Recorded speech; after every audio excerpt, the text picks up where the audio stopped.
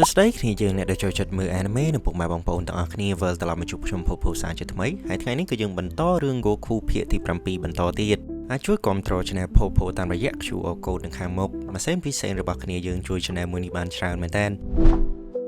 បន្ទាប់ពីការប្រកួតចប់ Goku នឹងក៏បានសុំលោកតា Roshi ថាគេនឹងចង់ទៅរក Dragon Ball របស់លោកតារបស់គេវិញគឺ Dragon Ball ដែលមានផ្កាយចំនួន4ហើយរយៈពេលនឹងវាគ្រប់មួយឆ្នាំហើយអញ្ចឹង Dragon Ball វាកើតវិញម្ដងទៀតហើយលោកតា Roshi នឹងគ្រាន់តែឮក៏ថាយកគ្នាម្នាក់ទៀតទៅឲ្យបានជាគ្នាតាមផ្លូវហ្នឹងបើមិនស្រួលទេអ្នកយក Krillin ទៅជាមួយទៅហើយបំណងរបស់គាត់នឹងគឺគាត់ចង់សេរី Krillin ឲ្យចេញពីផ្ទះរបស់គាត់ស្រួលគាត់នឹងអាដែងណែ2នាក់ជាមួយនឹងឡាញ់ឯណោះហើយ Krillin នឹងគាត់ស្ដាប់បញ្យលការគាត់ថាគាត់ចង់នៅជាមួយលោកតា Roshi ទៅវិញគាត់ចង់ហាត់បន្ថែមកម្លាំងរបស់គាត់បន្តទៀត Krillin នឹងគឺគាត់ធ្វើឲ្យខូចការតា Roshi អស់តែម្ដងហើយចំណែកឯក្រុមរបស់ Yamcha និង Bulma វិញគាត់គម្រោងជិះឡានឆ្លងកាត់វាលខ្សាច់ត្រឡប់ទៅទីក្រុងរបស់គាត់វិញ Goku ក៏បានយកអីវ៉ាន់របស់គាត់ហើយលូតទៅលើពពកហោះជិះទៅប្រយតែម្ដងជាមួយសន្ទុះនឹងគេទៅដល់វាលខ្សាច់ប៉ុន្តែស្រាប់តែឃើញបឹងមួយនៅកណ្ដាលវាលខ្សាច់ហក់ចូលទៅងូតទឹកមួយផ្លែតទៅហើយយើងប្រមូលអារម្មណ៍មកមើលតួអង្គណាមវិញម្ដងណាមទៅដល់ភូមិរបស់វិញគេសួរថាតើគាត់ឈ្នះដែរឬអត់គាត់ថាគាត់មិនឈ្នះនោះទេ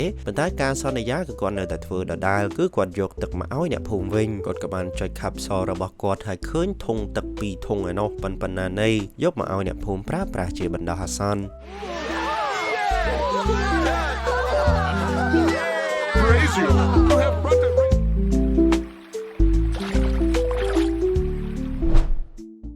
ប៉ុន្តែមេភូមិនឹងគាត់និយាយថាទឹកប៉ុណ្ណឹងប្រើមួយសន្ទុះនឹងអស់ហើយអញ្ចឹងត្រូវតែរកប្រភពទឹកយកមកប្រើប្រាស់វិញឲ្យបានណាមក៏យល់ស្របហើយចេញដំណើរទៅរកប្រភពទឹកប៉ុន្តែនៅពេលដែលដើរតាមផ្លូវនោះស្រាប់តែជួបនាគមួយដែលមើលទៅស្រដៀងទៅនឹងគីរិនអញ្ចឹងបានចាប់ណាមហោះទៅលើមេឃបាត់ទៅ Goku ងូតទឹកនៅកណ្ដាលវាលខ្សាច់នោះក៏ឃើញថាមានមនុស្សត្រូវបានសត្វនាគមួយនេះចាប់ក៏ប្រើពពកហោះរបស់គេហោះដេញតាមសត្វមួយនោះហើយបានប្រើដំបងវែងរបស់គេនឹងវាយផ្ដួលឲ្យសត្វមួយនោះធ្លាក់បាត់ទៅហើយទាល់តែជិះទៅចិត្តទៅគាត់ដឹងថាមនុស្សដែលត្រូវនាគនោះចាប់គឺណាមនឹងឯងដោយណាមមានចិត្តល្អគាត់អាចជិះទៅលើពពកហោះនោះបានយ៉ាងស្រួលហើយ Goku របស់យើងចង់ដឹងថាណាមនឹងជាភេទអីគាត់បានហក់ទៅគោះផ្លោងណាមផោកទើបគាត់ដឹងថាអូនឹងហើយណាមគឺប្រុសហើយលោកតា Roshi នៅទីក្រុងឯនោះគាត់បែរជាទៅហាងលក់លីអូរបស់មនុស្សស្រីហើយសុំឲ្យអ្នកលក់នឹងលោឲ្យគាត់មើលទៅទៀតដែលគេទ្រាំមិនបាននឹងគេដាក់មកដៃហើមុខអញ្ចឹងទៅហើយតាយើងនេះអនឹងគេវាយទៅវិញចំណែក Bulma នឹងគឺបានជិះទៅទីក្រុងរបស់គេវិញដោយប្រើឡាននឹងឯងប៉ុន្តែជិះនឹងខូចឡាននៅឯកណ្ដាលវាលខ្សាច់ឯនោះហើយយើងទៅមើល Goku ជាមួយនឹងណាមវិញ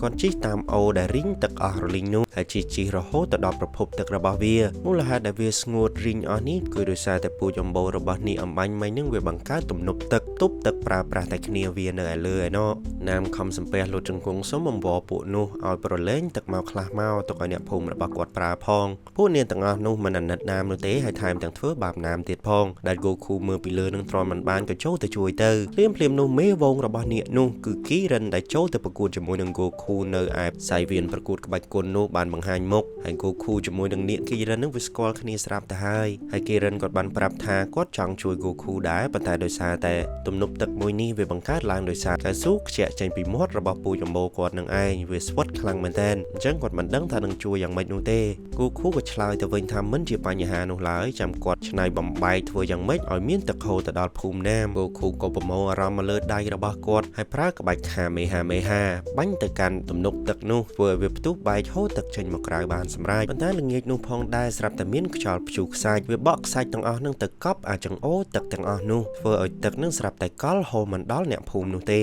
អ្នកភូមិរបស់ណាមគិតថាវាអស់ផ្លូវទៀតហើយពួកគាត់នឹងលែងមានទឹកប្រើរហូតតែម្ដង Goku ក៏នឹកឃើញពីបឹងមួយដែលគាត់ងូតទឹកកាលពីព្រឹកមិញនោះហើយក៏នាំអ្នកទាំងអស់គ្នាទៅកាន់បឹងមួយនោះទៅហើយវិច័យដល់បឹងនោះវានៅជិតភូមិរបស់ណាមដែរអញ្ចឹងទីបំផុតណាមយើងទទួលបានប្រភពទឹកថ្មីប្រើហើយ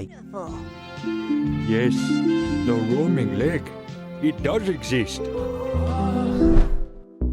យើងត្រឡប់ទៅមើល Emperor Pilaf របស់យើងម្ដងឥឡូវនេះផ្ទះដែលគាត់នៅគឺលែងលើដីទៀតហើយគាត់រស់នៅលើយានអវកាសឯនោះចំណែក Goku ក្រោយពីជួយណាមហើយគាត់ធ្វើដំណើរទៅមុខបន្តទៀតក៏ចូលងូតទឹកមួយផ្លែតទៅប៉ុន្តែស្រាប់តែមានចៅក្មេងម្នាក់មកលួចអីវ៉ាន់របស់គាត់ប៉ុន្តែត្រូវបាន Goku នឹងជិះពពកហោះដេញតាមហើយគាត់បានស្រែកទៅប្រាប់ដំបងពន្លូតរបស់គាត់នោះធ្វើឲ្យវានឹងលូតវែងខ្លាំងរុញអីវ៉ាន់របស់គាត់ឡើងមកលើហើយ Goku ក៏អាចដឹងពីទីតាំងរបស់ចៅមួយនោះចៅក្មេងមួយនោះឃើញហើយភ័យមែនតែនក៏រត់ចេញទៅបាត់ទៅប៉ុន្តែរត់លឿនពេករហូតដល់ជ្រុះស្បែកជើង Goku ទៅហិតនឹងឃើញថាស្បែកជើងរបស់ចៅនោះស្អុយ មែនទែនហើយក្មេងចៅមួយនោះវារត់មែនប៉ុន្តែវាអាចយកបានរ៉ាដា Dragon Ball របស់ Goku បានហើយវាបានយកទៅលក់ឲ្យម៉ួយរបស់វាគឺហាងលក់វត្ថុបុរាណហើយតាមួយនោះគាត់បោកក្មេងនឹងច្រើនមែនទែនគាត់ទិញអីវ៉ាន់ពីក្មេងនោះឲ្យតម្លៃទាបយើងត្រឡប់ទៅមើល Goku វិញគាត់ហោះដេញតាមរកក្មេងនោះដើម្បីរករ៉ាដារបស់គាត់ហើយហោះនឹងហោះដេញតាមក្លិនជើងដ៏ស្អុយរបស់ក្មេងនោះក៏ទៅជួបក្មេងនឹងវិញ Goku គំរាមក្មេងនោះថាឲ្យយករ៉ាដារបស់គាត់មកឲ្យគាត់វិញមកក្មេងនោះថារ៉ាដានឹងគាត់លក់បាត់ហើយតែឲ្យតាហាងលក់វត្ថុបុរាណឯណោះ Goku ក៏ហោះវឹងទៅកាន់ទិសដៅហាងមួយនោះហើយទៅដល់ក្រៅហាងនឹងឃើញថារ៉ាដារបស់គាត់នៅមុខហាងនឹងតែម្ដងជួនពេលនោះដែរ Emperor Pilaf គាត់បានចូលទៅក្នុងហាងមួយនោះទិញអីវ៉ាន់ដូចគ្នាហើយម្ចាស់ហាងនឹងគាត់បានដកអីវ៉ាន់មួយគឺ Dragon Ball មកឲ្យ Emperor Pilaf មើលមិនតថ្លៃអ្វីច្រើននោះឡើយ Emperor Pilaf ក៏បោះលុយឲ្យយក Dragon Ball របស់គាត់ចេញមកក្រៅបំរុងនឹងឡើងយានរបស់គាត់វិញប៉ុន្តែចៃដន្យនឹងមកជួប Goku នៅឯក្រៅហាងឯណេះEmperor រត់ឡើងលឿនឡើងទៅយានរបស់គាត់វិញហើយ Goku ក៏ហក់តាមពីក្រោយប្រើប្រពកហោះរបស់គាត់ហើយយើងប្រមូលអារម្មណ៍មកជួបជាមួយនឹងតួអង្គថ្មីម្នាក់ទៀតគឺមេទាហានលោកមេទ័ព Silver មកពីក្រុមទាហានមួយមានឈ្មោះថា Red Ribbon Army គោលដៅរបស់គាត់នឹងគឺមករក Dragon Ball ដូចគ្នាគាត់បានចូលទៅហាងលក់វត្ថុបុរាណមួយនោះហើយសួរអ្នកលក់រក Dragon Ball អ្នកលក់ក៏ឡើងទៅលើដោយរាល់ដងអញ្ចឹងបើកហឹបរបស់គាត់ឃើញថាសុទ្ធតែ Dragon Ball ពេញនឹងតែម្ដងហើយយកមួយយកមកលក់ឲ្យលោកមេទ័ព Silver លោកមេទ័ព Silver ក៏យក Dragon Ball មួយនោះបោកផោងឲ្យបែកខ្ទេចអស់ក៏និយាយថា Dragon Ball មែនតែនឹងមិនចេះបែកនោះទេចឹង Dragon Ball ដែលតានេះលក់គឺសុទ្ធសឹងតែคล้ายទាំងអស់ហើយក៏ឲ្យកងទ័ពរបស់គាត់សម្លេះតានឹងចោលទៅដោយសម្លេងកំភ្លើងលឺខ្លាំងពេកធ្វើឲ្យបាក់សីនៅលើដំបូលផ្ទះតានោះភ័យហើយក៏ចាប់ផ្ដើមហោះចេញហើយវាកាន់ទាំង Dragon Ball មួយទៅដែរគឺ Dragon Ball មែនតែន Emperor Pilaf ឯនោះទើបតែដឹងការពិតដូចគ្នា Dragon Ball ដែលគាត់យកទៅនឹងគឺបែកខ្ទេចអស់រលីង Goku ក៏ហោះទៅដល់បង្អួចរបស់ Emperor Pilaf គាត់ឃើញ Goku ហើយ Emperor Pilaf របស់យើងទ្រាំមិនបាននោះទេក៏ទៅបើកបង្អួចទៅហើយដល់នៅអាកាសខ្យល់នឹងវាខ្លាំងពេកចាប់ទាញ Emperor Pilaf របស់យើងចេញទៅក្រៅ Goku ហោះពពកហោះដេញតាមហើយប្រាប់ Emperor Pilaf ថាបើសិនជាគាត់មិនព្រមឲ្យ Dragon Ball ដែលមានផ្កាយ4អំបញ្ញមិញនោះមកឲ្យគាត់វិញនោះទេគាត់មិនជួយ Emperor Pilaf ឡើយ Emperor Pilaf ដោយដឹងថាជីវិតខ្លួនដល់ចំណុចគ្រោះថ្នាក់ទៅហើយក៏យល់ព្រមជាមួយនឹង Goku ហើយគ្រាន់តែហោះទៅដល់យានរបស់គាត់វិញគាត់ចាប់យកបិទកាវបិទស្កុតជាមួយនឹង Dragon Ball នឹងហុចទៅឲ្យ Goku ភ្លាមចាប់បិទបង្អួចហើយប្រាប់ Goku ថាកុំឲ្យបើកមើល Dragon Ball នឹងអីដោយយានរបស់ Emperor Pilaf វាបន្ថែមល្បឿនកម្លាំងខ្យល់ធាក់ខ្លាំងធ្វើឲ្យ Goku នឹងជ្រុះ Dragon Ball ពីដៃគ្រាន់តែ Dragon Ball នោះវាត្រូវខ្យល់ខ្លាំងភ្លាមស្រាប់តែកាវស្កុតអីនោះវាជ្រុះខ្ទេចតែម្ដងដែលនាំឲ្យ Dragon Ball មួយនោះវាបែកទៅជាបំណែកតូចវិញហើយយើងត្រឡប់ទៅមើល Ox King ជាមួយនឹង Chi-Chi វិញ Chi-Chi អង្គុយមើលប្អួចនឹកឃើញតែ Goku រាល់ថ្ងៃអញ្ចឹងលោក Ox King របស់យើងនឹងក៏នាំ Chi-Chi នឹងទៅមើលគ្រូទាយបន្តិចទៅថាវាសនានឹងទៅជាយ៉ាងណាគ្រូទាយបានមើលទៅឃើញថា Goku នឹងមករក Chi-Chi នៅថ្ងៃនេះហើយ Chi-Chi អៀនទៅមកនឹងក៏និយាយថាគាត់ចង់រៀបការតា Ox King របស់យើងនឹងស្រាប់តែអរំភើបថាគាត់ទទួលបានកូនប្រសា Goku ហើយអញ្ចឹងស្រាប់តែទៅរកសត្វរកម្ហូបរៀបចំជំនូនរៀបការតែម្ដងហើយយើងទៅមើលបាក់សីដែលហោះជាមួយនឹង Dragon Ball នោះវិញវាកំពុងតែហោះនឹងស្រាប់តែនាគស៊ីវាបាត់ហើយ Ox King របស់យើងគប់ដុំថ្មទៅកាន់នាគមួយនោះយកមកធ្វើជាម្ហូបមង្គលការ Ox King នឹងគាត់បានទៅដល់ភូមិវិញហើយសួរអ្នកភូមិថាតើកូនស្រីរបស់គាត់ Chi-Chi នឹងនៅឯណាអ្នកភូមិនឹងថា Chi-Chi នឹងកំពុងតែទៅបេះផ្កានៅឯចុងភូមិឯណោះហើយកំពុងតែបេះផ្កាសុកនឹងស្រាប់តែទៅជួប Goku ពិតប្រាកដដូចជាគ្រូទាយនិយាយអញ្ចឹង Hey Chi-Chi, it's me, Goku. Goku, I can't believe you came all this way for me. Goku គាត់ទៅបេះផ្លែប៉ោមនៅចិត្តនោះញ៉ាំហើយឃើញ Chi-Chi ឯក៏សំណេះសំណាលគ្នាបន្តិចទៅ Chi-Chi ថានឹងចាប់ Goku រៀបការហើយ Goku នេះអត់នឹងស្គាល់ពាក្យថារៀបការនឹងអ្វីផងគាត់ចេះតែហើយនឹងអើទៅហើយយើងត្រឡប់ទៅមើល Emperor Pilaf វិញគាត់ឃើញថា Ox King នឹងទទួលបាន Dragon Ball ហើយអញ្ចឹងគាត់ឆ្លៀតឱកាសធ្វើយ៉ាងម៉េចចូលទៅដល់ភូមិរបស់ Ox King ឲ្យបានហើយដល់ឃើញថាអ្នកភូមិនឹងរៀបចំទទួល Goku ពេញនឹងគាត់ក៏បានឲ្យកូនចៅរបស់គាត់ឈ្មោះថា Shu តែងខ្លួនធ្វើជា Goku ដោយសារតែ Shu នឹងមានកន្ទុយស្រាប់ចូលទៅដល់ភ្លាម Ox King ថាឲ្យចាំកូនស្រីរបស់គាត់សិនអញ្ចឹងរកម្ហូបអាហារអីញ៉ាំចាំទទួលផ្លែសិនទៅអ្នកភូមិគេបានដកមាន់ដកទាហើយបានដកនាគពំ Dragon Ball អំបញ្ញមិញនោះឃើញថានាគមួយនោះត្រូវបានគេខ្វាយរួចទៅហើយ Ox King បំរុងនឹងញ៉ាំទៅហើយស្រាប់តែ Silver គាត់បានមកដល់ហើយលើកនេះមកសតយុទ្ធ Cross សតកំភ្លើងអាវុធធំបាញ់ទម្លាយផ្ទះអ្នកភូមិរបស់ Ox King ខ្ទេចខ្ទីតែម្ដង Ox King ឃើញតែគេបំពេញភូមិរបស់គាត់ក៏ចេញទៅប្រយុទ្ធដូចគ្នាប៉ុន្តែត្រូវបាន Silver នឹងបាញ់សំណាញ់គ្របជាប់ Emperor Pilaf ដែលឃើញថាស្ថានភាពចលាចលឆ្លៀតឱកាសមួយនោះគាត់ក៏លូនចូលក្នុងមាត់នាគនោះហើយចាប់បានយក Dragon Ball ថ្មីមួយទៀតលោកបន្ទាប់ Silver សង្ឃឹមថា Dragon Ball នឹងបានគាត់ទៅហើយប៉ុន្តែយឺតពេលបន្តិច Emperor Pilaf បានឡើងទៅដល់យានរបស់គាត់បាត់ទៅហើយ Chi ជាមួយនឹង Goku នេះកំពុងតែញ៉ាយគ្នាណាស្រាប់តែឃើញផ្សែងចេញពីភូមិរបស់គាត់ Chi ជាមួយនឹង Goku មិនចាំយូរនោះឡើយក៏ឡើងលើពពកហោះហើយជិះទៅរកភូមិរបស់គាត់ភ្លាមគ្រាន់តែទៅដល់ហ្នឹងគាត់ឃើញយានអវកាសរបស់ Emperor Pilaf ជាមួយនឹងយន្តហោះនឹងហោះដេញគ្នាពេញហ្នឹងហើយទៅដល់ភូមិនឹងឃើញថាសុទ្ធតែទាហានធ្វើបាបអ្នកភូមិរបស់គាត់ Goku ជាមួយនឹង Chi នឹងថាឲ្យចេញពីភូមិមួយនេះភ្លាមទៅប៉ុន្តែពួកទាហានទាំងអស់នោះមិនព្រមចេញនោះទេថែមទាំងបំរុងធ្វើបាបអ្នកទាំងពីរទៀតផងហើយដូចជាយើងដឹងស្រាប់ហើយក្មេងពីរនាក់នេះសិតតែពូជអម្បូរខ្លាំងក៏ចេញប្រតិបត្តិការចាត់ការពួកទាហានទាំងអស់នេះប្រាវខ្ទេចអស់ទៅភ្លាមនោះទាហានទាំងអស់នោះក៏បានទទួលបញ្ជាឲ្យឡើងយន្តហោះជិះទៅតាមជួយ Silver ពួកគេក៏ចុច capsule ចេញជាយន្តហោះហើយជិះយន្តហោះចេញទៅភ្លាម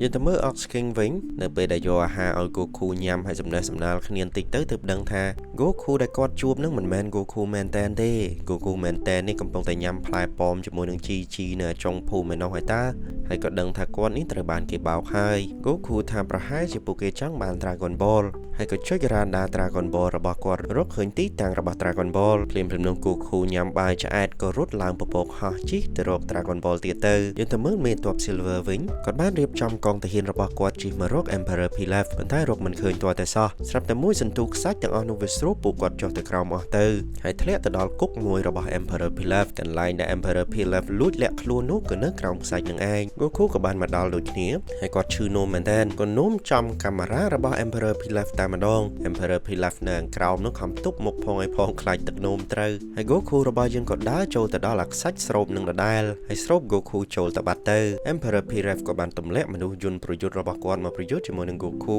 ប៉ុន្តែត្រូវបាន Goku បាញ់ខាមេហាត្រូវផ្ទុះខ្ទេចតែម្ដងភ្លាមនោះលោកមេទ័ព Silver ក៏បានរកឃើញពីទីតាំងរបស់ Emperor Pilaf ហើយបានបញ្ជាឲ្យកងទ័ពរបស់គាត់នឹងទម្លាក់គ្រាប់បែកទៅយ៉ាងធ្ងន់ទៅកាន់កន្លែងលាក់ខ្លួនរបស់ Emperor Pilaf ធ្វើឲ្យ Emperor Pilaf នឹងគាត់គ្មានជំរឿសនោះទេត្រូវតែចាក់ចេញពីកន្លែងនោះភ្លាមរត់ទៅកាន់យានរបស់គាត់ខាងលើនឹងគេតម្លាក់គ្រាប់ហើយខាងក្រោមនេះត្រូវ Goku ដេញពីក្រោយទៅទៀតហើយគ្រាន់តែចេញយានហោះទៅក្រៅភ្លាមយន្តហោះរបស់លោកមេទ័ព Silver ហោះនៅចាំពេញមេឃដូចជារុយអញ្ចឹងហើយបានបាញ់រះមកលើយានអវកាសរបស់ Emperor Pilaf ដែលធ្វើឲ្យ Emperor Pilaf គាត់បង្ខំចិត្តចុចឆាត់យងចុះមកក្រោមហើយពេលដែលទម្លាក់ខ្លួនយឺតចុះមកក្រោមនោះស្រាប់តែឃើញទាហានរបស់មេទ័ព Silver ចាំដូចជាស្រមោចអញ្ចឹងហើយដែលដឹងថាខ្លួនមិនអាចឈ្នះបាននោះ Emperor Pilaf បានឲ្យ Dragon Ball ដែលខ្លួនមាននឹងតែឲ្យលោកមេទ័ព Silver បាត់ទៅ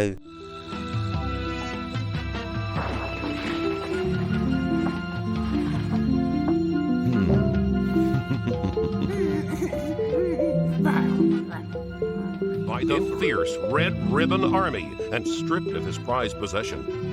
But where?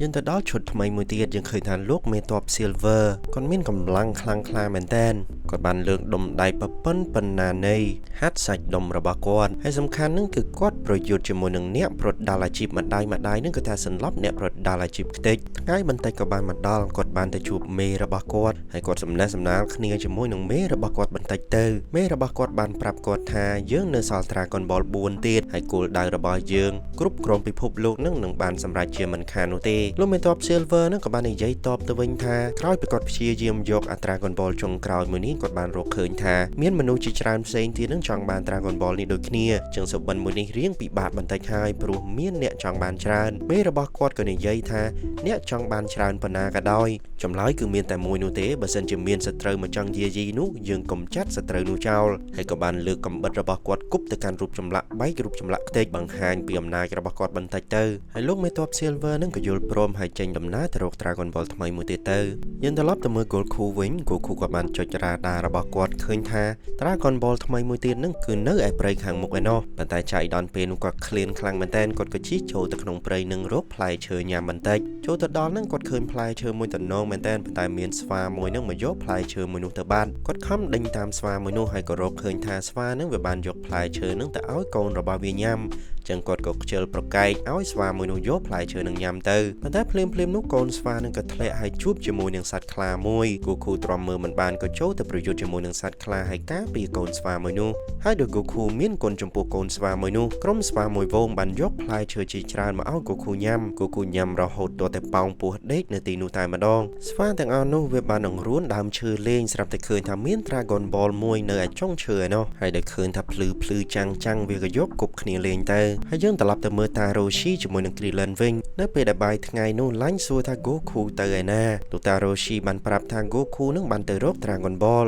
ឡាញ់នឹងក៏ឆ្ងល់មែនតើថា Dragon Ball នឹងជាអ្វីលោកតារ៉ូស៊ីក៏បានរៀបរាប់ពីដំណើរដើមទងនឹងរឿងព្រេងរបស់ Dragon Ball នេះរឿងព្រេងដែលគាត់ឮមកនឹងគឺថាកាលពីបុរាណ Dragon Ball នឹងមិនមែន7នោះទេ Dragon Ball មានតែមួយតែប៉ុណ្ណោះប៉ុន្តែមានរូបរាងធំហើយបានរកឃើញដោយអំបូរមនុស្សបុរាណមួយក្រុមដោយឃើញពីសមត្ថភាពរបស់ Dragon Ball ពួកមនុស្សបុរាណទាំងអស់នោះបានសាងសង់ព្រះវិហារសម្រាប់គោរព Dragon Ball មួយនេះហើយបានថ្វាយបង្គំឲ្យ Dragon Ball ដូចជាព្រះខ្លួនឯងអញ្ចឹងប៉ុន្តែដោយសារធម្មពលរបស់ Dragon Ball វាល្បីរន្ទឺផ្អើលពេញនឹងធ្វើឲ្យមនុស្សដែលអាក្រក់នឹងគាត់ចង់បាន Dragon Ball មែនទែនហើយមានយប់មួយនឹងបានមកលួច Dragon Ball មួយនេះប៉ុន្តែធម្មពលរបស់ Dragon Ball ពិតជាស័ក្តិសិទ្ធិមែនចៅទាំងអស់នោះស្រាប់តែត្រូវរន្ទះបាញ់ហើយដោយដឹងថារឿងហេតុទាំងអស់នេះនឹងកើតឡើងជាបន្តបន្ទាប់ Dragon Ball នេះក៏បានបំបែកខ្លួនវាទៅជា7គ្រាប់តូចៗហើយខ្ទាតជុំវិញពិភពលោក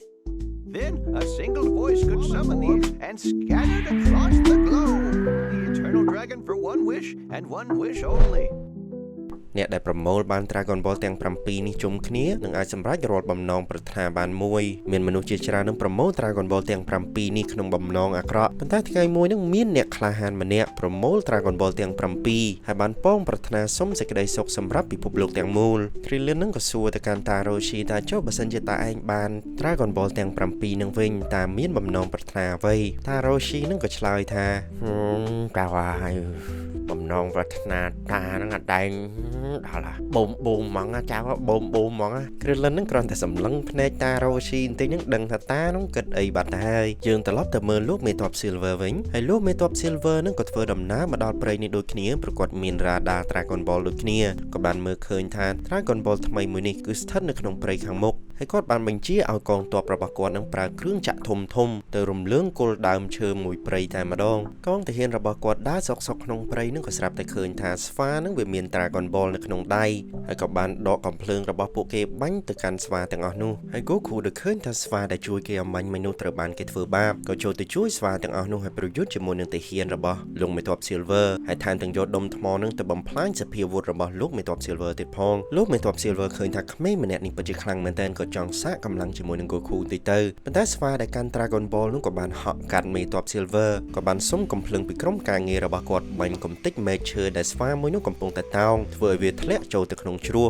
Goku ស្ទុះពីក្រោមទៅចាប់កន្ទុយរបស់ស្វាមួយនោះជាប់ជួយជីវិតស្វាទាំងពីរក្បាលនោះហើយ Dragon Ball ក៏ជ្រុះចូលទៅក្នុងទន្លេនៅក្នុងជ្រោះមួយនោះទៅប៉ុន្តែពេលយប់ក៏បានមកដល់ស្រាប់តែមានព្យុះភ្លៀងខ្លាំងមែនទែនដោយសារតែព្យុះនេះវាខ្លាំងពេកធ្វើឲ្យចរន្តទឹកនឹងនាំ Dragon Ball ហូរទៅកាន់ឯចុងព្រែកឯនោះហើយគ្រាន់តែព្រឹកស្អែកមកដល់ភ្លាមលោកមេទ័ព Silver របស់យើងក៏បានបញ្ជូនកងទ័ពរបស់គាត់ទៅរកនៅឯចុងព្រែកជីកដីផងកាយថ្មផងដើម្បីរក Dragon Ball មួយនោះ Goku ក្រោយពីជួយស្វាទាំងពីរក្បាលនោះរួចក៏លាស្វានោះទៅហើយក៏បានជិះទៅរក Dragon Ball ដូចគ្នាក្រុមទាហានរបស់ Silver នឹងខំរកចិត្តស្លាប់ទៅហើយប៉ុន្តែរកមិនឃើញនោះទេ Goku នេះបែរជាដើរមកដល់ចុចរ៉ាដាពី3ទិសហើយស្រាប់តែរកឃើញ Dragon Ball តែម្ដងក្រុមទាហានរបស់ Silver នឹងក៏ចាប់ផ្ដើមទៅគំរាម Goku យក Dragon Ball មួយនោះប៉ុន្តែវាយមិនឈ្នះ Goku នោះទេក៏ត្រូវបាន Goku វាយផ្ដួលខ្ទេចពួកគេនេះក៏ស្ទុះទៅរកអេកុំរបស់ពួកគេហើយនិយាយទៅប្រាប់ Silver ថាក្មេងម្នាក់ដែលពាក់អាវក្រហមបានរកឃើញ Dragon Ball ហើយ Silver ក៏ចេញមកក្រៅហើយបានដកកំភ្លើងធំរបស់គេបាញ់កំទេចពពកហោះរបស់ Goku ធ្វើឲ្យ Goku នឹងធ្លាក់មកក្រោមហើយ Silver និយាយថា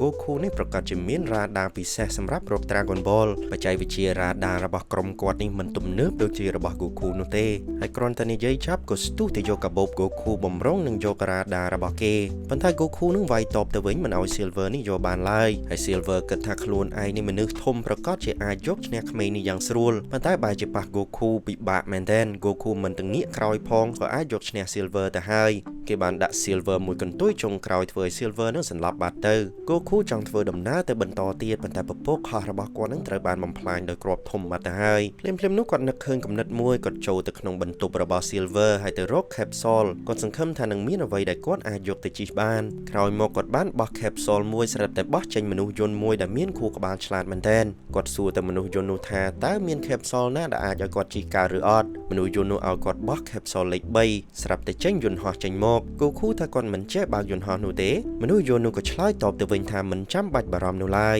ចាំគាត់ជាអ្នកបើកយន្តហោះនេះឲ្យ Goku អ្នកទាំងពីរអ្នកនេះឡើងយន្តហោះទៅជិះរហូតដល់ប៉ូលខាងជើងឯណោះហើយនៅទីនោះឃើញថាមានតកកច្រើនមែនទែនដែលធ្វើឲ្យ Goku នឹងជិះញាក់នៅលើយន្តហោះតែម្ដងរងាពេកមេរបស់ Silver គ្រាន់តែដឹងថា Silver អន់ចាញ់ក្មេងប៉ុណ្នេះគាត់ក៏បានទៅហៅមេទាហានរបស់គាត់ម្នាក់ទៀតនៅឯទិសខាងជើងនឹងតែម្ដងឈ្មោះថាវាយហើយគាត់បានហៅ Silver មកថាឲ្យអញ្ចឹងទៅថាហេតុអ្វីគ្រាន់តែក្មេងប៉ុណ្ណឹងវាយមិនឈ្នះផងយើងត្រឡប់ទៅមើល Goku វិញនៅពេលដែលគាត់ជិះយន្តហោះនោះមនុស្សយន្តដែលបើកដឹកគាត់នឹងស្រាប់តែអស់ថ្មទៅវិញហើយធ្វើឲ្យយន្តហោះគាត់ធ្លាក់ចុះទៅលើភ្នំតកកមួយ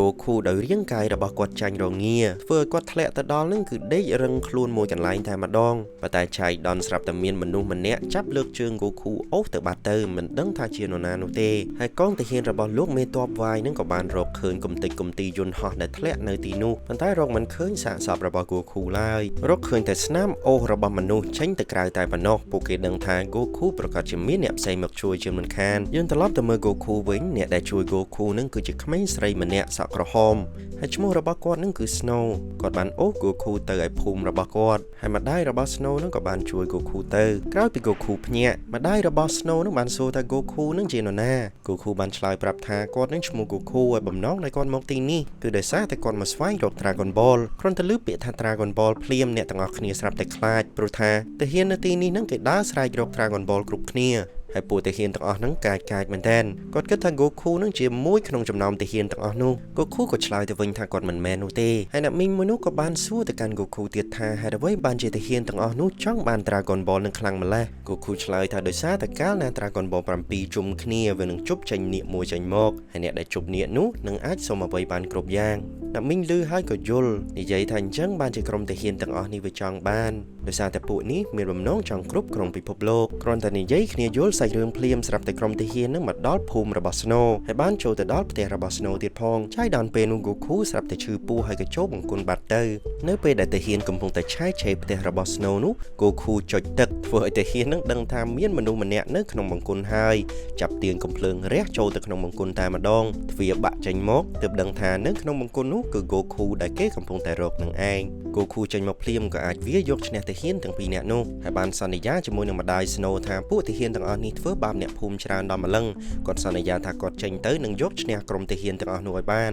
ប៉ុន្តែរត់ចេញទៅមិនបានប្រមាណផងរាងកាយ Goku ទប់ជាមួយនឹងអាកាសធាតុត្រជាក់មិនបាននោះទេហើយក៏រត់ចូលផ្ទះរបស់ Snow វិញទៅឆ្លៀតឱកាស Goku មកវិញទៅហើយម្ដាយរបស់ Snow នឹងក៏បានប្រាប់បន្តិចទៅថាមេភូមិរបស់គាត់នេះត្រូវបានគេចាប់ចូលទៅក្នុងបន្ទាយមួយមានឈ្មោះថាបន្ទាយសាច់ដុំដែលមានកងទាហាននឹងយាមកាមតឹងមែនទែនហើយសភាវុធនៅទីនោះក៏ទំនើបខ្លាំងក្លាផងដែរបន្ទាយមនុស្សគឺជាបន្ទាយដែលមេតបមានឈ្មោះថាវាយនោះស្នាក់នៅ Goku ក្រោយពីយល់សាច់រឿងអស់ហើយក៏បានពាក់ខោអាវរងាហើយធ្វើដំណើរទៅរកបន្ទាយសាច់ដុំមួយនោះកងទាហាននៅខាងមុខគេនឹងគឺគេរត់ទៅវាយយកឈ្នះបានទាំងអស់តែម្ដងនៅពេលដែលទៅជិតដល់បន្ទាយសាច់ដុំគេបានប្រើដំបងវែងរបស់គេពន្លូតធ្វើដូចជាចន្ទល់អញ្ចឹងហើយរុញខ្លួនឯងឡើងទៅដល់កំពូលរបស់បន្ទាយសាច់ដុំហើយ Goku ក៏អាចចូលទៅដល់បន្ទាយសាច់ដុំបានសម្រេចគ្រាន់តែទៅដល់ភ្លាមលោកមេតបវាយនឹងបាននិយាយមេក្រុមមកប្រាប់ Goku ថាតើឯងមកទីនេះដើម្បីអ្វី Goku បានឆ្លើយតបទៅវិញថាគាត់ចង់មកជួយមេភូមិរបស់ Snow មេតបវាយក៏ស្ដាប់ឮក៏ស្គាល់ភ្លាមតែម្ដងហើយបានប្រាប់ Goku ថាលោកមេភូមិត្រូវបានគេចាប់ដាក់ខ្នោះនៅឯជាន់លើបង្អស់ហើយណែបើសិនជា Goku ចង់ឡើងត្រូវឡើងពីជាន់ទី1រហូតដល់ជាន់លើបង្អស់ប៉ុន្តែពេលចូលមកត្រៀមខ្លួនទៅហើយទៅព្រោះជាន់នីមួយៗសុទ្ធសឹងតែមានអ្នកខ្លាំងចាំការពារនៅជាន់នោះ Goku មិនចាំយូរនោះទេគាត់បានចូលមកដល់ជាន់ទី2ភ្លាមហើយរកឃើញថាសុទ្ធតែទាហានដែលមានមាឌធំមែនទែនប៉ុន្តែពួកទាហានទាំងអស់នោះមិនធ្វើឲ្យ Goku ចំណាយពេលយូរនោះទេម្ដាយមួយជើងរបស់ Goku នឹងធ្វើឲ្យគេអាចយកឈ្នះទាហានរហូតដល់ 3-4 នាក់ឯណោះចូលទៅដល់ជាន់ទី3ភ្លាមគេស្រាប់តែឃើញបរោះមាឌធំម្នាក់ធំលើសពីធម្មជាតិដែលគេហៅខ្លួនឯងថា Mentalitron បរោះម្នាក់នេះនិយាយស្កប់និយាយមិនដឹងថាជាភាសា អ្វីនោះទេហើយបានបបួល Goku វាយមួយស្មាតែម្ដងមួយដៃរបស់ Mentolotron បែកថ្មបែកជញ្ជាំងខ្ទេចអស់តែម្ដងហើយ Goku របស់យើងព្យាយាមគេចដែរប៉ុន្តែត្រូវបាន Mentolotron ចាប់ជាប់នឹងដៃហើយចាប់ច្របាច់ Goku ទាល់តែឡើងសរសៃខ្លួនឯងប៉ុណ្ណាណីប៉ុន្តែ Goku របស់យើងបានប្រើកម្លាំងទាំងអស់ដែលខ្លួនមានរុញច្រានដៃរបស់ Mentolotron ហើយអាចគេចរួចទៅឆ្លៀតឱកាសមួយនោះប្រើជើងរបស់គេធាក់ Mentolotron ទៅខ្ទប់នៅឯជញ្ជាំងឯនោះទាល់តែបែកខ្ទេចខ្ទី Goku គិតថាការវាយមួយនេះចប់ប៉ុណ្ណឹងហើយប៉ុន្តែបើជា Mentolotron នេះអាចនៅសល់ជីវិតរស់ទៅទៀតងើបឡើងមកវិញដូចជាមិនត្រូវរបួសអ្វីអញ្ចឹងហើយទីបំផុតយើងដឹងថា Mentolotron នេះមិនមែនជាមនុស្សនោះទេគេគឺជាមនុស្សយន្តភ្នែករបស់គេមើលអាច scan ទៅ Goku ទៅទៀតហើយគ្រាន់តែ scan ឃើញថា Goku នៅទិសដៅណាគេបានបាញ់គ្រាប់បែកចេញពីមាត់របស់គេរហូតដល់ថ្នាក់ផ្ទុះជញ្ជាំងរបស់បន្ទាយសាច់ដុំប្រព័ន្ធម៉ាស៊ីនរបស់វាបានគិតថា Goku នឹងស្លាប់បាត់ទៅហើយវាបានលើកដៃពីររហូតប៉ុន្តែងាកមកក្រោយនេះបើជាឃើញ Goku នៅសល់ជីវិត Mentolotron បានរត់សម្ដៅមករក Goku ក៏បានប្រើក្បាច់ Kamehameha របស់គេនឹងទៅទប់ទល់ជាមួយនឹង Megatron រហូតដល់តែផ្ទុះក្បាល Megatron ខ្ទេចតែម្ដង I only wanted to stop him. I didn't want to. What? Just up and down there.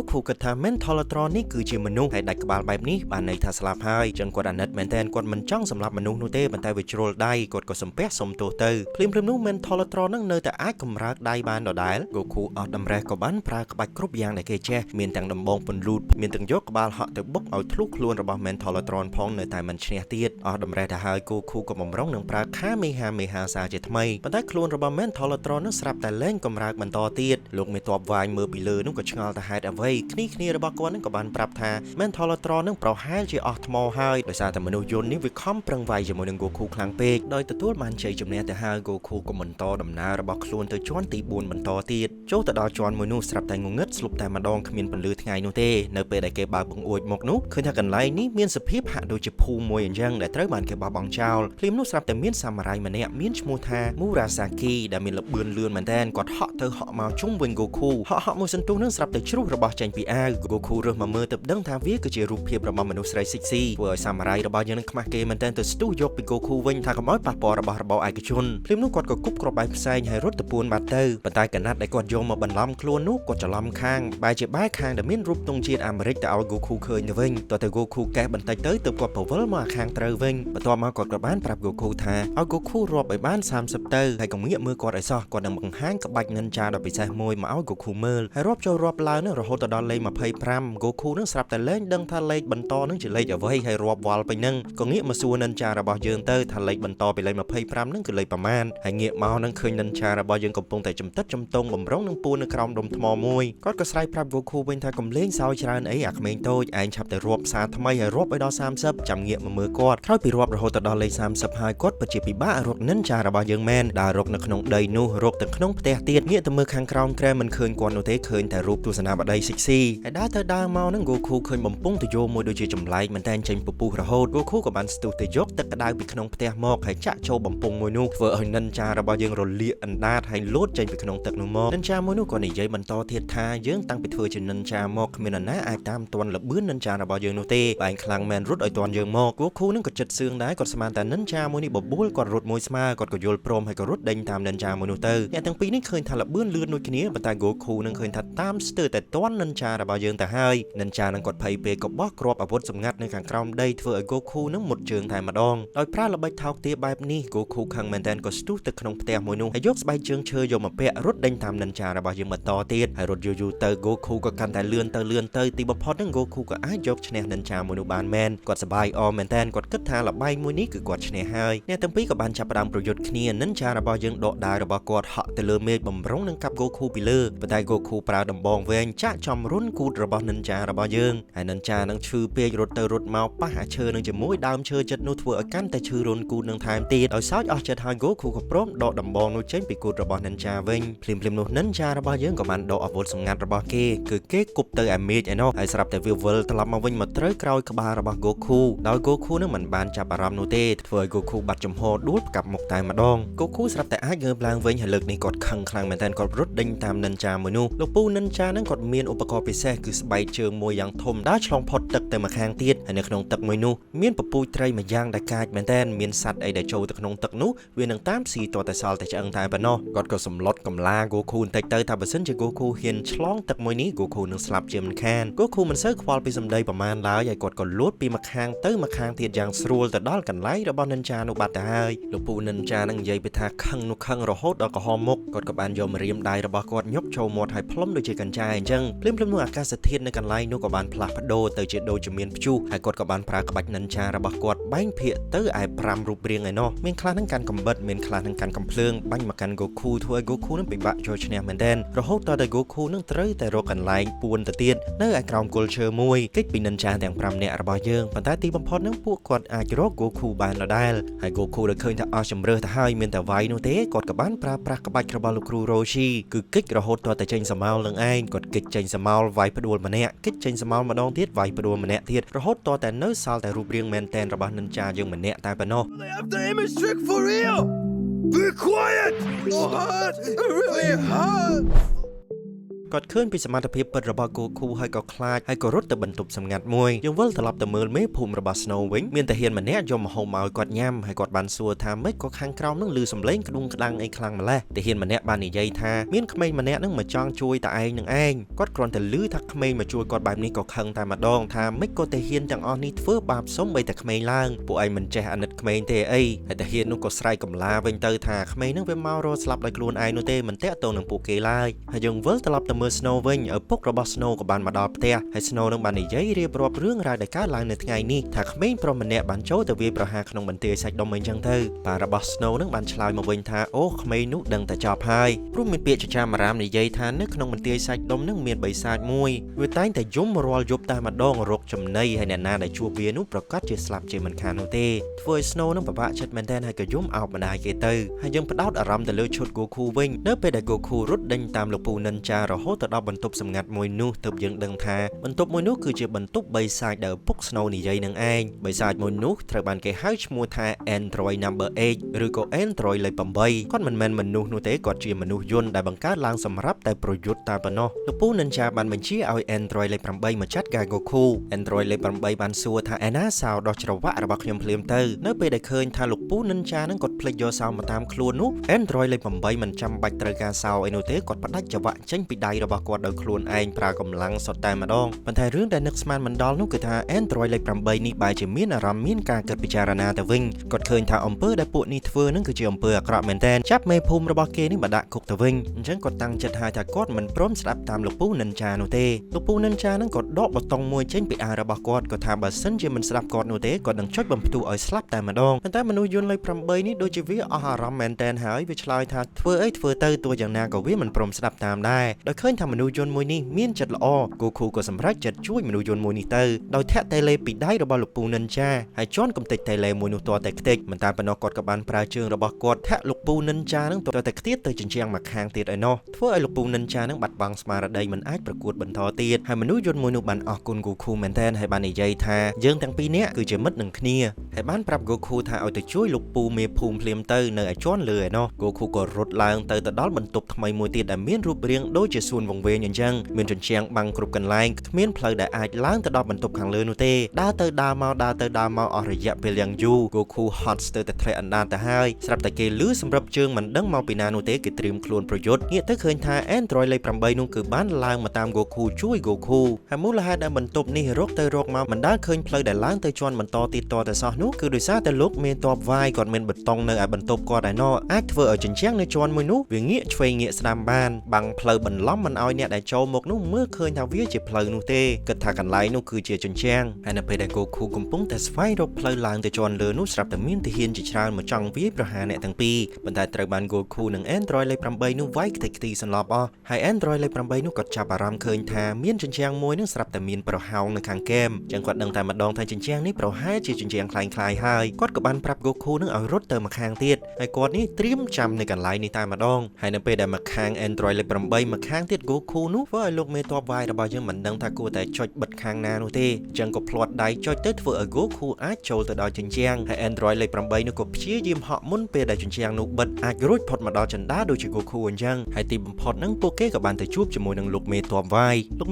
នឹងបានប្រាប់ទៅ Goku ថា Goku នេះពិតជាមានសមត្ថភាពអស្ចារ្យមែនទែនអញ្ចឹងតែចង់ចូលជាមួយនឹងក្រុមគាត់ដែរឬអត់ Goku ក៏ឆ្លើយទៅវិញថាគ្រាន់តែគិតនឹងក៏គាត់ខ្ពើមផងដែរគាត់មិនព្រមចុះចូលជាមួយនឹងលោកមេតបវាយនោះទេដោយឃើញថាគេមិនព្រមស្ដាប់គាត់ដូច្នេះលោកមេតបវាយក៏បានចុចប៊ូតុងនៅឯតុរបស់គាត់ធ្វើឲ្យការ៉ូខាងក្រោមនឹងវាបាក់ចុះទៅក្រោម Goku ជាមួយនឹង Android លេខ 8 ក៏ធ្លាក់ទៅដល់បន្ទប់ក្រោមដីមួយនៅខាងក្រោមនោះឃើញថាសុទ្ធតែឆ្អឹងខ្មោចតែម្ដងជញ្ជាំងមួយបានបើកទៅលើហើយឃើញថានៅខាងក្នុងនោះមានបិសាចមួយមានស្បែកពណ៌ផ្កាឈូកអណ្ដាតនឹងពណ៌បៃតងដូចជាមានថ្នាំពុលអញ្ចឹងដើរមកប្រយុទ្ធជាមួយនឹងអ្នកទាំងពីរ He's big, but I can beat him. Goku,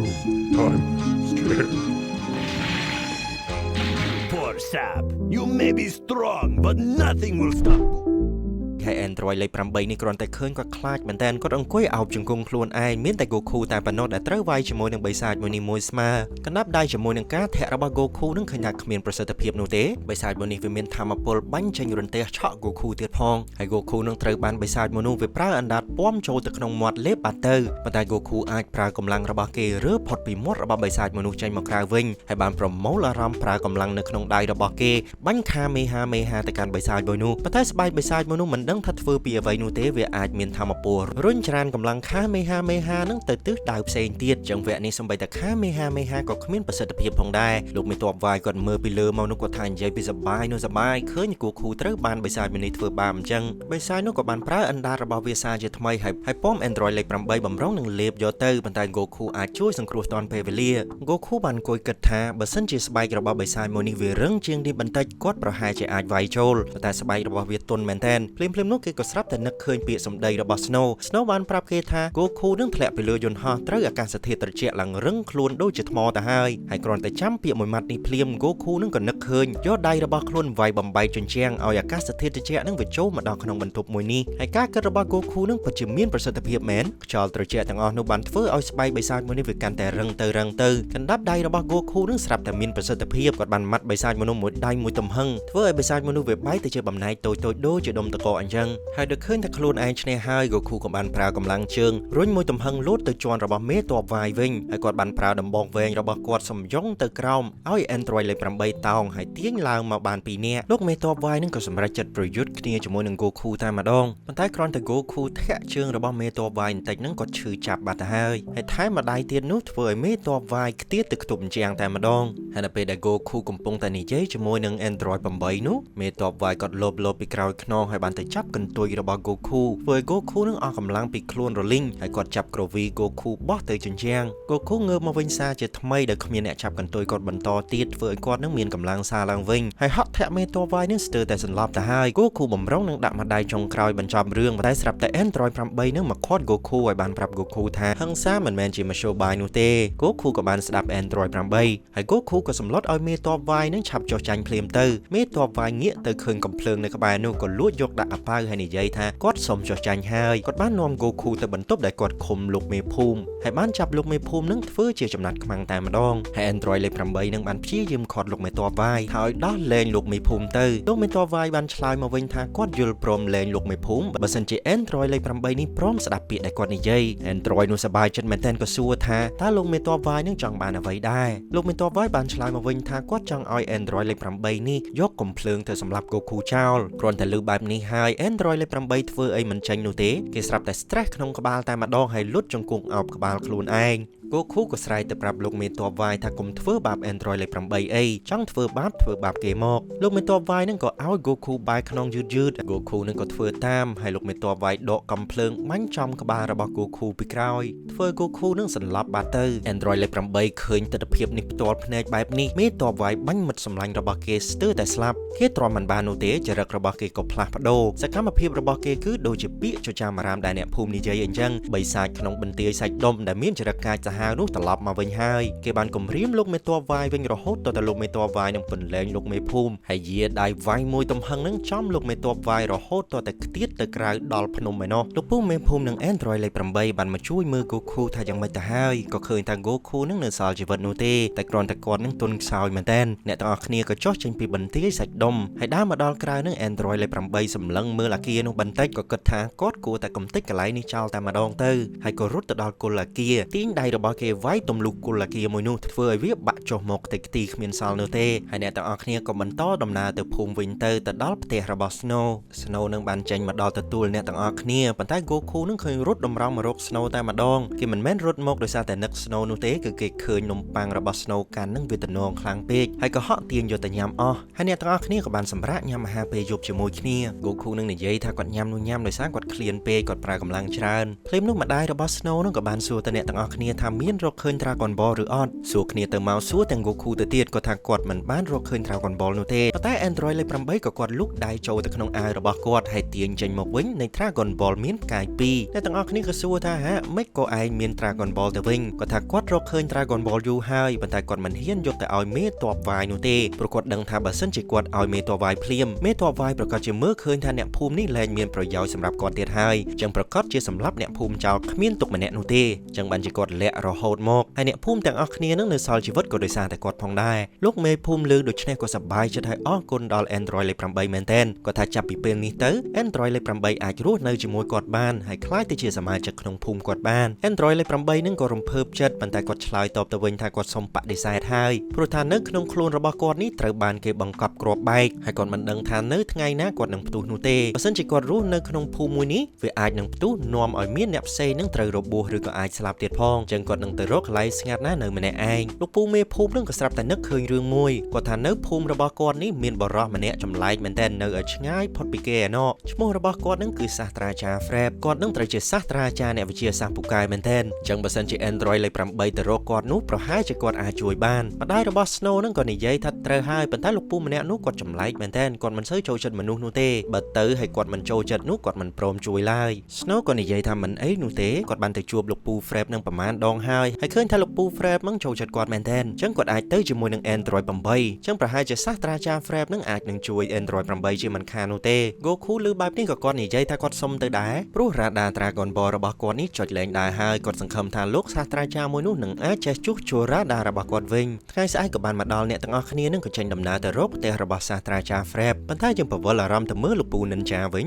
ញលោកពូ Ninja គាត់មិនទាន់ស្លាប់នោះទេហើយគាត់ចងគំនុំជាមួយនឹង Goku ខ្លាំងមែនទែនគាត់ក៏លបដេញតាមក្រុមរបស់ Goku ពីក្រោយគាត់បានប្រើកណាត់របស់គាត់នឹងបន្លំខ្លួនជាមួយនឹងដើមឈើប៉ុន្តែភ្លាមៗនោះស្រាប់តែ Goku មើលឃើញហើយរត់មករកដើមឈើរបស់គាត់តែម្ដងធ្វើឲ្យគាត់នឹងប្រហោងពោះមែនទែនប៉ុន្តែ Goku របស់យើងមិនមែនដឹងថាលោកពូ Ninja នឹងគាត់នៅទីនោះទេគឺគាត់ឈឺនោមតែប៉ុណ្ណោះគាត់បានទៅនោមលើជើងលោកពូ Ninja ទៅទៀតដើរមកសន្ទុះទៅដល់មុខអ្នកទាំងអស់គ្នានឹងបានរកឃើញបឹងមួយវាកកបាត់ទៅហើយ Goku ឆ្ងល់មែនទែនហេតុអ្វីបានជា Snow នឹងអាចដើរទៅលើទឹកបាន Snow បានប្រាប់ Goku វិញថាដោយសារតែទឹកមួយនេះវាកកទៅហើយអញ្ចឹង Goku ដើរមិនមានបញ្ហាអ្វីនោះទេ Snow ជាមួយនឹង Goku នឹងក៏ដើរទៅមុនប៉ុន្តែ Android លេខ 8 នេះហក់ពីក្រោយនឹងធ្វើឲ្យបឹងមួយនោះវាប្រេះប៉ុន្តែមិនទាន់លិចនោះឡើយគាត់ក៏ដើរទៅផុតទៅទៀតទៅលោកពូ Ninja របស់យើងមកពីក្រោយគេនេះវាសួយចាំមកកន្លែងប្រេះនោះធ្វើឲ្យគាត់នឹងបាក់ស្រុតចូលទៅក្នុងទឹកបឹងខាងក្នុងឯណោះ Goku លឺក្ដួងក្ដាំងក៏ងាកមកមើលប៉ុន្តែមិនឃើញមនុស្សនោះទេលោកពូ Ninja ខំភ័យគាត់ខំអត់ដង្ហើមនៅក្នុងទឹកហើយទម្រាំតែ Goku ងាកទៅវិញនោះគាត់ស្ទើរតែដាច់ខ្យល់ទៅហើយរកផ្លូវចេញមិនឃើញ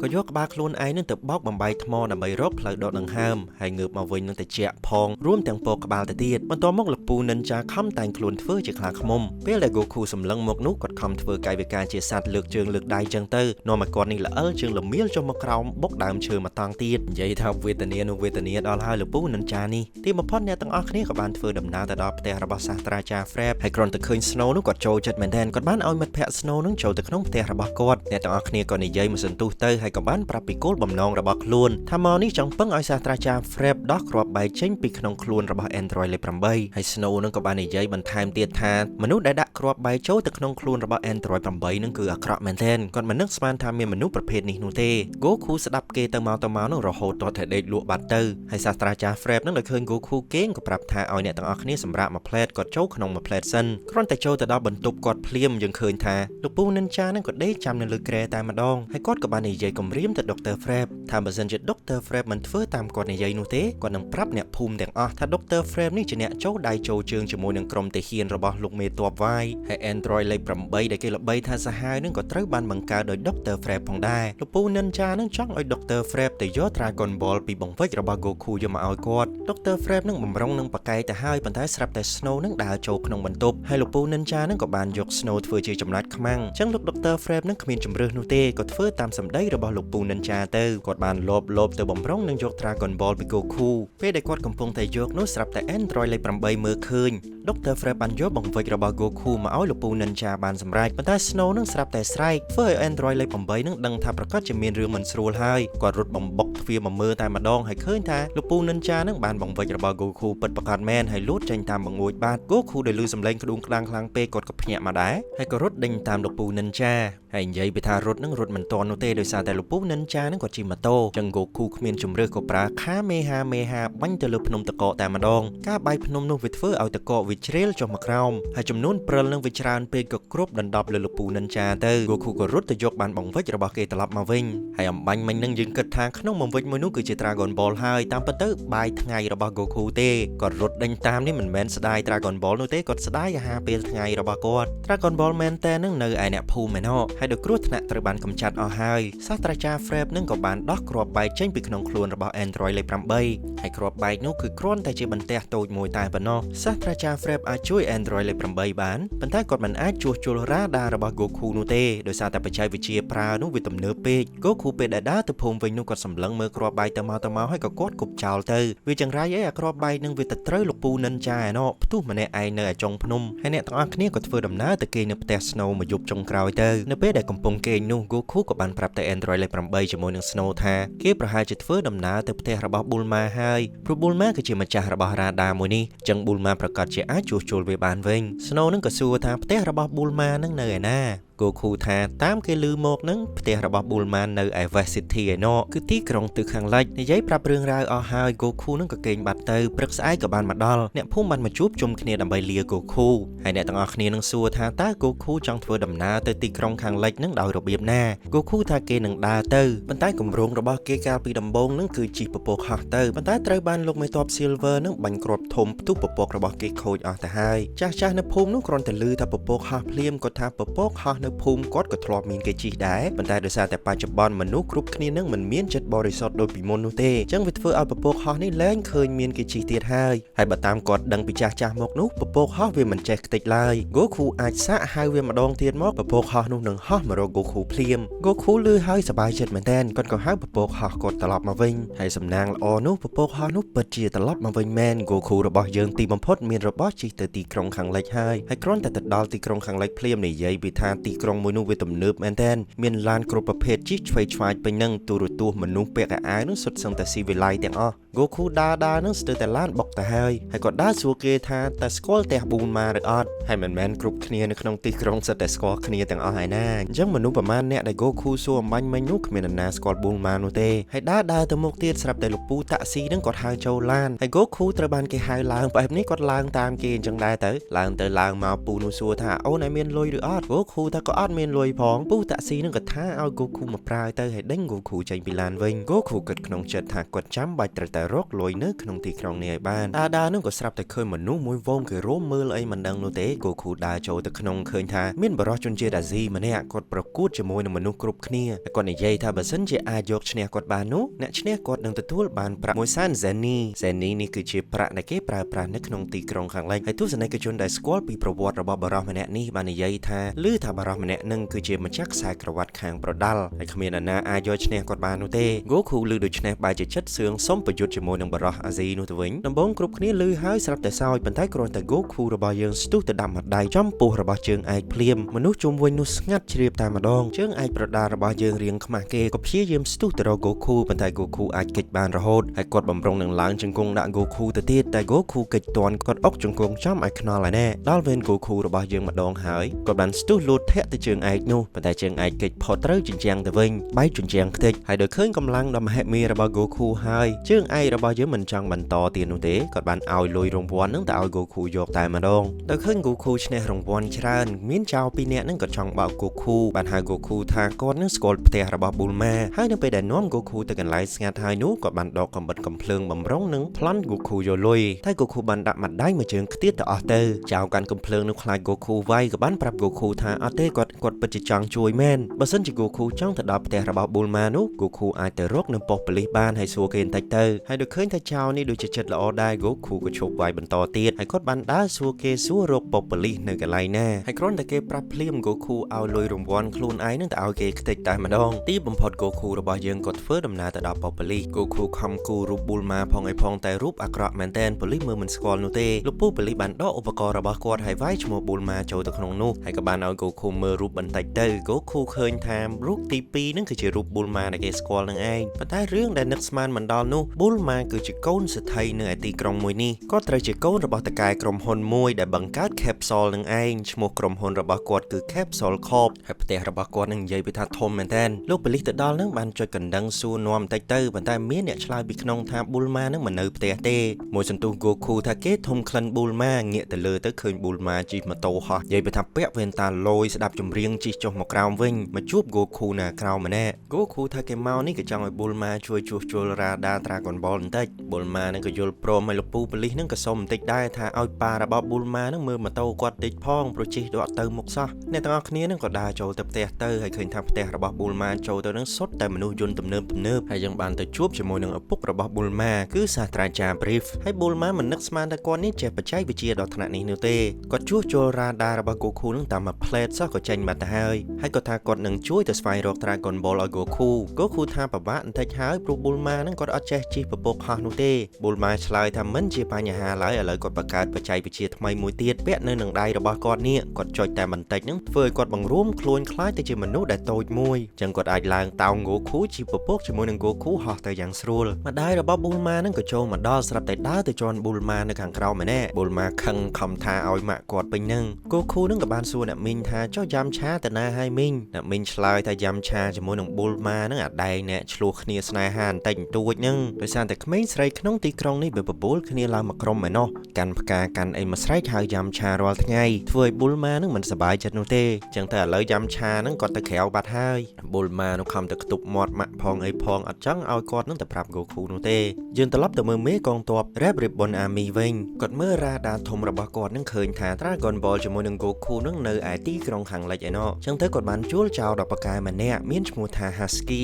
ដើម្បីឲ្យទៅលួច Dragon Ball ពី Goku ត្រឡប់មកវិញហើយ Husky នេះតាមពិតទៅគឺជាស្រីទេហើយត្រូវជាមេរបស់ចៅ2នាក់ដែលបំរុងនឹងប្លន់ Goku អំបញ្ញមិញនឹងឯងហើយអ្នកទាំងអស់គ្នានឹងក៏ត្រឡប់ចេញមកក្រៅវិញ Goku គេហៅពពកហោះរបស់គេហើយលោកពូប៉ូលីសរបស់យើងក្រោយពីម៉ូតូរបស់គាត់ត្រូវបានជួសជុលដោយប៉ារបស់ Bulma រួចគាត់មូលហ្គាបន្តិចនឹងគឺថាចង់ហោះម៉ូតូតែម្ដងទៅបុកឡានរបស់ប្រជាជនធ្វើឲ្យគេនឹងខឹងគាត់មែនតើម៉ូតូទុំតែធ្វើសបាយចិត្តតែមិញសោះឥឡូវខ្ទេចបាត់ទៅហើយ Goku កំពុងតែហោះនឹងស្រាប់តែឃើញយ៉ាំឆានៅឯសួនច្បារមួយ Goku បានប្រាប់យ៉ាំឆាថាគាត់ជិះមកនេះគាត់ជិះជាមួយនឹង Bulma តែ Bulma នៅក្នុងអាវ Goku នោះបានក្តិច Goku មិនឲ្យនិយាយថាគេនឹងមកជាមួយនឹង Goku នោះទេហើយយ៉ាំឆានឹងក៏ពិបាកចិត្តមែនតើរឿងស្នេហារបស់គាត់នឹងភើជាមួយនឹងអ៊ូឡុងនឹងខំនិយាយលើកទឹកចិត្តហើយនិយាយថាយ៉ាំឆានឹងគឺជាបរិសុទ្ធដែលមានមុនស្នេហ៍មែនតើហើយចាំបាច់អីទៅតាមតោង Bulma ដល់ថ្នាក់នឹងបើថាត្រូវដាច់តែហ្មងទៅ Bulma នៅក្នុងអាវ Goku នេះស្ដាប់ឮរឿងគ្រប់យ៉ាងស្រាប់តែខឹងតែម្ដងហើយចេញមកបង្រិចរូបរាងរបស់គេឲ្យធំឡើងវិញនិយាយថាគាត់ស្អប់ណាស់មនុស្សដែលនិយាយដើមមនុស្សស្រីបែបនេះយ៉ាំឆារបស់យើងរឿងធំទៀតហើយគាត់គ្មានជំរឿក៏ខំរត់ដេញតាមទៅលួង Bulma អញ្ចឹងទៅអ្នកទាំងអស់គ្នាគោលដៅរបស់គេនឹងចង់ធ្វើដំណើរទៅសួនមួយសួនកំសាន្តដែលគេឲ្យឈ្មោះថា Dreamland ពេលដែលទៅដល់សួន Dreamland នោះភ្លាម Goku បានដើរទៅរកល្បែងលេងជាច្រើនដូចជាឧបករណ៍សេះហោះសេះអីជាដើមអញ្ចឹងទៅហើយយើងទៅមើលយ៉ាំឆាវិញយ៉ាំឆានឹង Bulma គាត់អត់និយាយរកសោះតែម្ដងហើយមិនចង់ទាំងនៅក្បែរយ៉ាំឆាទៀតផង Bulma បានដើរទៅរកកន្លែងស្ងាត់ម្នាក់ឯងទៅមកសន្ទុះនឹង Goku ក៏មកដល់ទៅដើមគ្នាញ៉ាំការ៉េមជាមួយនឹងអ៊ូឡុងស្រាប់តែឮសំឡេងមនុស្សស្រីម្នាក់ស្រែកឲ្យពួកគេនឹងជួយផងនៅពេលដែលពួកគេទៅដល់នឹងទើបដឹងថាចៅ2នាក់ដែលចង់លួច Goku ពីព្រឹកមិញនោះជាអ្នកបានចង់ចាប់មនុស្សស្រីម្នាក់ប៉ុន្តែត្រូវបានយ៉ាំឆាជាមួយ Goku នឹងដេញរត់ទៅអស់ទៅហើយមនុស្សស្រីម្នាក់នោះតាមពិតនឹងត្រូវជា Husky ក៏តែងខ្លួនសម្ដែងតែប៉ុណ្ណោះ Oh, you saved me. Thank you. Wow! Ma'am? Hello? Husky នឹងបានបោកយ៉ាំឆាថាគាត់គឺជាគ្រូទាយចឹងដើម្បីសងគុណអ្នកទាំងអស់គ្នានេះចាំគាត់ទាយឲ្យទៅចោះទៅដល់កន្លែងគាត់បានចាប់ទាយ Goku មុនគេគាត់ថា Goku នឹងធ្លាប់ទៅកន្លែងតិចមែនទេហើយទើបតែវាយឈ្នះបុគ្គលអាក្រក់នៅឯអគារខ្ពស់មួយ Goku ក៏ឆ្លើយវិញថាចំជាទាយត្រូវមែនគាត់ទើបតែប្រយុទ្ធជាមួយនឹងក្រុមទាហាននៅឯបន្ទាយសាច់ដុំឯណោះ Husky នឹងក៏គេទាយបន្តទៀតគេថា Goku នឹងមានបាល់ពិសេស2បាល់នឹងស័ក្តិសិទ្ធិមែនទែនហើយបើមានឱកាសគាត់សុំមើលបន្តិចមក Goku គ្រាន់តែលឺថាបាល់ភ្លាមគាត់ថាគាត់មានតែតើចាំគាត់ឲ្យមើលហើយស្រាប់តែស្រាតខោរបស់គាត់នឹងបើកផ្លោកឲ្យគេមើលតែម្ដងនេះបាល់ពីរគ្រាប់នៅខាងក្រោមយ៉ាំឆាសោយពេញនឹងគាត់ថាមិនមែនបាល់នឹងទេអីប្រហែលជា Dragon Ball ហើយ Goku គាត់ថាអូ Dragon Ball ក៏គាត់ដក Dragon Ball មកឲ្យ Husky មើលទៅភ្លាមនោះស្រាប់តែលឺសំឡេងក្ដុងក្ដាំងមកពីក្រោយងាកសម្លឹងមើលទៅទើបដឹងថាចៅពីរនាក់ដែលគេដេញអំបញ្ញមិញនោះវានៅតាមមើល Goku មកដល់ពេលនេះទៀតចឹងបានជា Goku រត់ដេញតាមហើយផ្ញើ Dragon Ball នឹងនៅឯយ៉ាំឆាសិនទៅ Husky ដោយនៅតែពីរនាក់យ៉ាំឆាក៏បានប្រើសម្រស់របស់គេទៅតាក់ទាញយ៉ាំឆាដើរកិច្ចរហូតទៅប៉ះធុងមួយដួលទៅឃើញថាគ្រូទាញពិតប្រាកដនឹងត្រូវបានគេចាប់ចងញាត់ទៅក្នុងធុងមួយនោះទើបយ៉ាំឆានឹងដឹងថា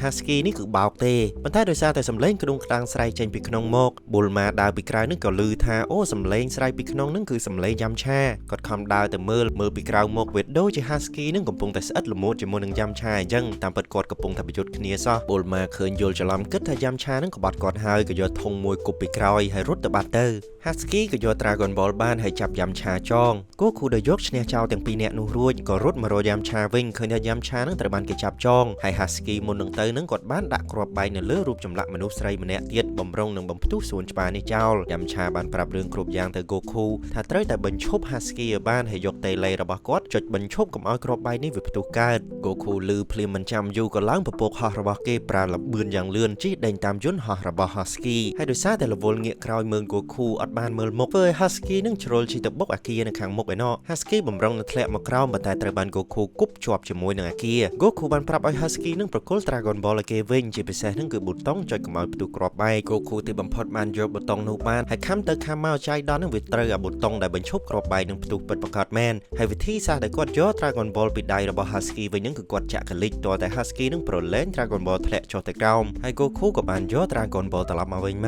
កអ្នកទាំងអស់គ្នាត្រឡប់មកផ្ទះវិញឃើញ Bulma នឹងដើរចេញមុខខឹងមែនទែនដើរមកដល់នឹងផ្ទះកំភ្លៀងយ៉ាំឆាអស់មកកំភ្លៀងហើយគាត់និយាយថាគាត់នឹងទៅរក Dragon Ball បន្តទៀតជាមួយនឹង Goku ដើម្បីជប់នាគចេញមកសុំបំណងប្រាថ្នាសុំសង្សារមួយដែលមិនចេះកុហកមិនចេះបោកប្រាស់គាត់ឡើយនិយាយចប់គាត់ក៏ឡើងពពកហោះជាមួយនឹង Goku ទៅជិះជាមួយនឹង Goku ដល់ភ្លឺ Goku សួរថានៅឆ្ងាយទៀតអត់ Bulma ថា Dragon Ball មួយទៀតនឹងបើសិនជាល្បឿនប៉ុណ្នេះគឺជិះយូរមែនទែនតម្រាំទៅដល់ Goku ថាពពកគេបើសុំឲ្យលឿនបានគេបន្ថែមល្បឿនឲ្យមើលគ្រាន់តែបន្ថែមល្បឿនភ្លាមនឹង Bulma នឹងចង់ហោះចេញពីអាវទៅហើយគាត់ថាកុំអីជិះល្បឿនប៉ុណ្ណាមុននឹងទៅបាច់បន្ថែមនោះទេហើយយើងវិលត្រឡប់ទៅមើលមេទាហាន Red Ribbon Army វិញគាត់មើលរ៉ាដាធំរបស់គាត់នឹងឃើញថា Goku នឹងធ្វើដំណើរទៅបន្ទាយរបស់គាត់តែម្ដងគាត់បានបញ្ជូនក្រុមកងទ័ពនឹងទៅរក Dragon Ball នឹងហើយប៉ុន្តែដោយសារតែរ៉ាដាគាត់នឹងវាមិនសូវច្បាស់អញ្ចឹងទៅកងទាហាននឹងបានរកនៅទីនោះរាប់ខែមិនទាន់ទាំងឃើញផង Goku ទៅលើកនេះទៅចំបន្ទាយរបស់គ្នាគាត់តែម្ដងហើយមេទ័ពនៅក្នុងបន្ទាយមួយនោះមានឈ្មោះថា Blue ឬក៏មេទ័ពខៀវហើយមេទ័ពមួយនេះគាត់ម៉ត់ចត់មែនទែនទាហានណាដែលធ្វើការរញ៉េរញ៉ៃនៅមុខគាត់នោះប្រកាសជាត្រូវគាត់យកទៅសម្លាប់ដូចជាទាហានម្នាក់នេះអញ្ចឹងធ្វើកា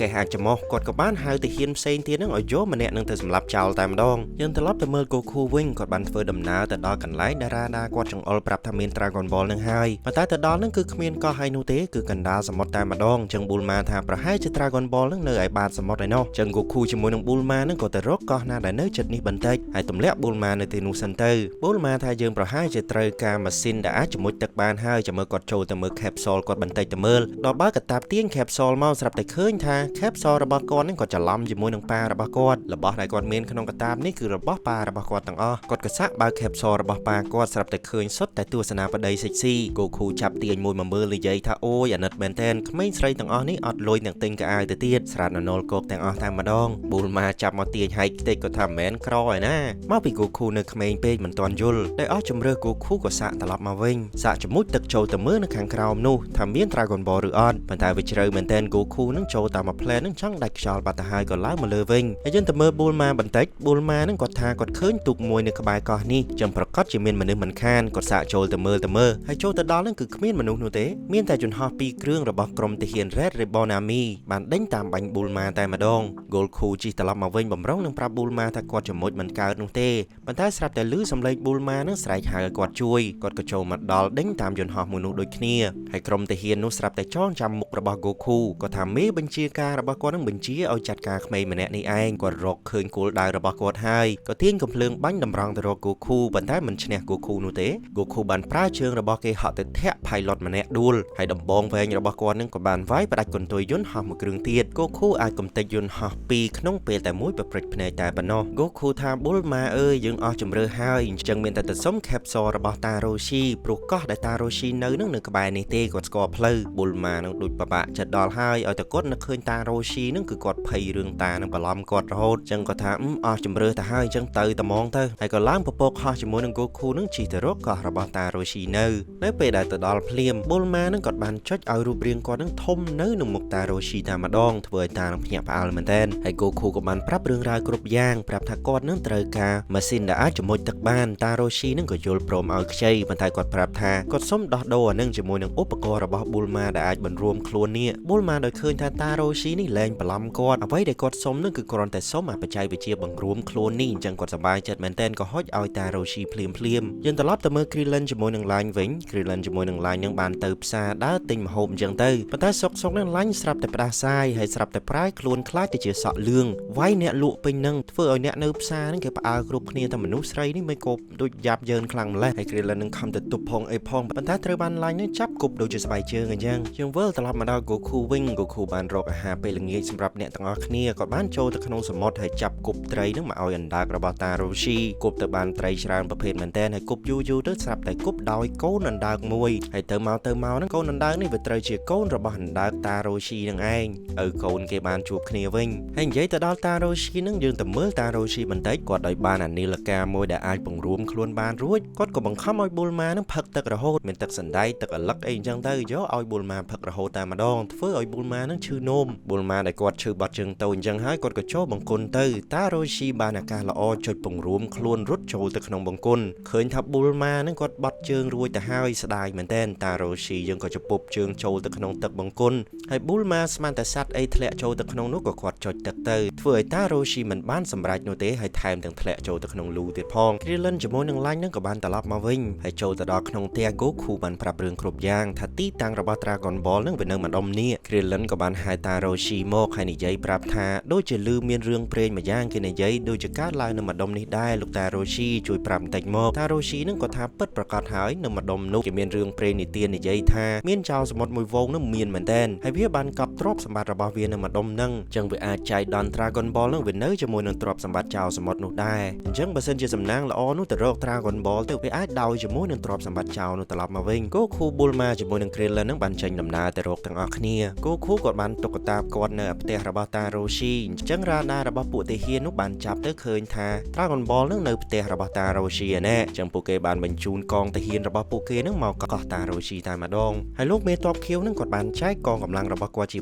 2កងកម្លាំងយន្តហោះនោះបានធ្វើដំណើរទៅកោះរបស់ Taroshi ចំណែកឯកងកម្លាំងដែលជិះកប៉ាល់ជាមួយទឹកនោះគឺគាត់ផ្ទាល់នឹងជាមួយនឹងកងទាហានមួយក្រុមទៀតនឹងមុជទៅតាម Goku បានជាមួយទឹកទៅឃើញថានៅខាងក្រោមនោះវាមានរោងភ្នំមួយអញ្ចឹង Goku Bulma នោះត្រូវតែជិះមុជចូលទៅក្នុងនឹងបន្តទៀតប៉ុន្តែកងទាហានរបស់លោកមេទ័ពខៀវនោះបានមកដល់ហើយបានប្រើគ្រាប់បែកក្នុងទឹកបាញ់សម្ដៅទៅយានរបស់ Goku ធ្វើឲ្យផ្ទុះផ្អើល Bulma ពេញនឹង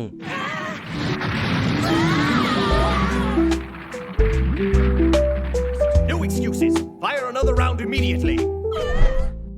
ក្រុម Goku បានព្យាយាមបន្ថែមលបឿនទៅខាងក្នុងដោយសារតែក្នុងនោះវាមានទំហំតូចយានរបស់មេទ័ព Blue វាមានធំមែនទែនអញ្ចឹងប្រហែលជាចូលមិនដល់នោះទេពួកគេសង្ឃឹមថាពួកគេនឹងអាចនឹងរត់រួចទៅហើយប៉ុន្តែស្រាប់តែលោកមេទ័ពខៀវនឹងគាត់មានអាយានតូចមួយទៀតគាត់ក៏បានប្រើអាយានតូចរបស់គាត់នឹងជិះដេញតាមអ្នកទាំងអស់គ្នាជិះចូលដល់ជ្រៅមែនទែនស្រាប់តែឃើញថាវាលែងមានទឹកទៀតហើយវាបែរជាមានចន្លោះមួយដែលអ្នកទាំងអស់គ្នានឹងអាចឡើងបានដកខ្យល់ទៀតផង For us. I wouldn't call it luck. Those maniacs are still after us. Come on, let's get out of here.